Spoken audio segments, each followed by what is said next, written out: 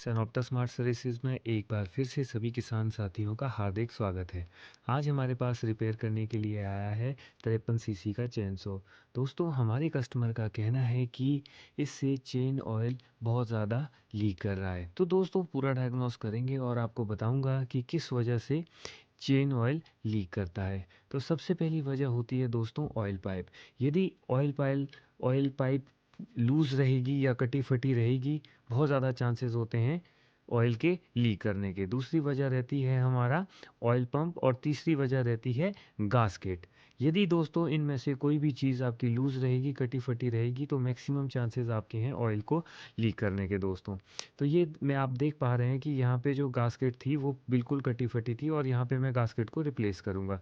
ये एक पॉइंट रहता है दोस्तों, यदि यहाँ से कोई भी पार्ट हमारा कटा फटा रहेगा तो ऑयल लीक करेगा दोस्तों। ये आप नट चेक कर रहे हैं, यहाँ से ऑयल की एडजस्टमेंट की जाती है।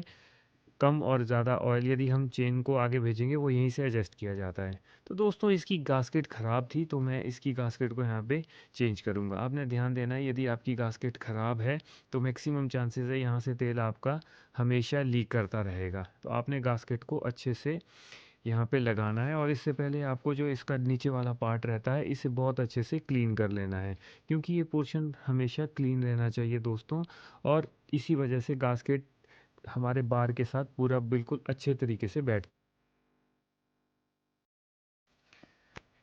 चेन गास्केट बिठाने के बाद दोस्तों आपको बता देता हूँ कि जब भी हम बार को कनेक्ट करते हैं, ये जो हिस्सा रहता है ये हमेशा डर्ट से भरा रहता है दोस्तों। तो आपको इसे पहले ही क्लीन कर लेना है, क्योंकि जब भी और चेन हमारी आगे मूव करती है तो इसी पोर्शन से जो चेन ऑयल हमारा रहता है वो बार में अंदर जाता है। तो आपको ये पोर्शन को हमेशा बहुत अच्छे से क्लीन करना है दोस्तों।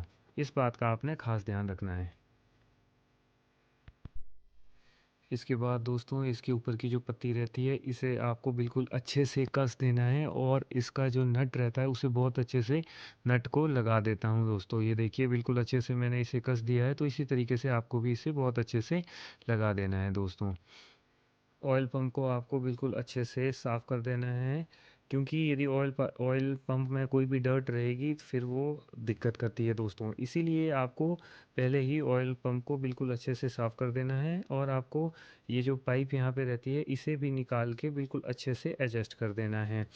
तो ये इसमें बिल्कुल भी दोस्तों लीकेज नहीं रहनी चाहिए। इस चीज़ का आपको बहुत अच्छे से चेक करना है। इस तरीके से आपको इसे बाहर निकालना है और बिल्कुल अच्छे से फिट कर देना है दोस्तों। ये देखिए, मैंने इसे बाहर निकाल दिया है। आपको बिल्कुल अच्छे से पेट्रोल से इसे साफ़ कर देना है, क्योंकि इसमें यदि कई कस्टमर काला तेल यूज़ करते हैं तो काला तेल हमेशा आपको छान के ही डालना है।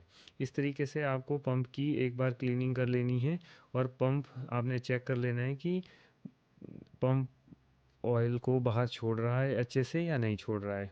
इस तरीके से आपको पंप की बहुत अच्छे से फिटिंग कर लेनी है।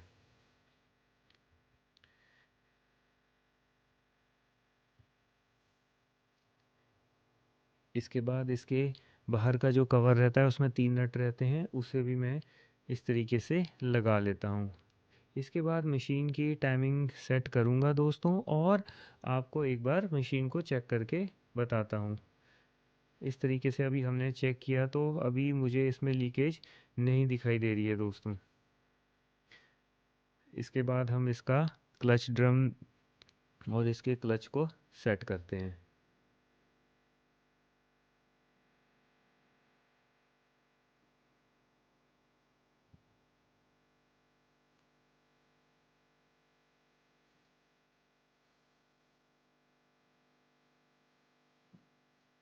क्लच ड्रम लगाने से पहले हम इसमें वॉशर यूज़ करते हैं।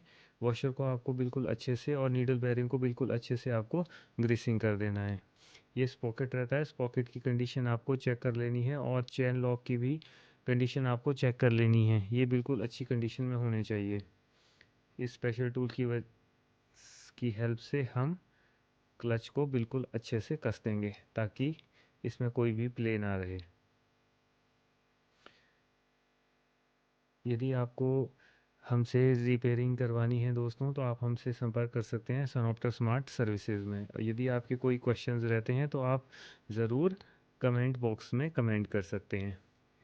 इसके एयर फिल्टर को भी बिल्कुल अच्छे से साफ़ कर लेता हूँ दोस्तों। यदि कोई डर्ट इसमें रहती है तो उसे इस तरीके से आपको पेचकस की हेल्प से निकाल देना है। ये जो स्पॉन्जी फ़िल्टर रहते हैं इन्हें पेट्रोल से नहीं साफ़ किया जाता है, तो हम इसके फ़िल्टर्स को पेट्रोल से नहीं साफ़ करते हैं। बार में यदि कूड़ा रहता है तो इस तरीके से किसी टूल की हेल्प से आपको निकाल देना है। और ये जो होल आप देख रहे हैं इसे आपको बिल्कुल क्लीन रहना है, क्योंकि इसी होल से ऑयल हमारे बार में ट्रैवल करता है। मुझे बार में भी थोड़ी सी प्रॉब्लम लग रही थी, तो अभी मैं एक बार चेन एडजस्ट करके देख लेता हूँ। और इसके बाद हम बार के आगे की जो हमारा बार रहता है उसे भी मैं बिल्कुल अच्छे से ग्राइंड करूँगा, क्योंकि कस्टमर के हैवी यूज़ की वजह से बार का जो आगे वाला हिस्सा रहता है वो थोड़ा सा मोटा हो जाता है। तो हम उसे भी अभी आगे से ग्राइंडर की हेल्प से क्लीन कर लेंगे। अभी मैं एक बार इसे चेक कर लेता हूँ और चेन को अच्छे से टाइट कर देता हूँ। अभी फिर ऑयल की हम कंडीशन चेक करेंगे कि ऑयल आगे हमारा पंप तेल आगे छोड़ रहा है या नहीं छोड़ रहा है। इस तरीके से हम एक बार चेन को अच्छे से टाइट कर लेते हैं।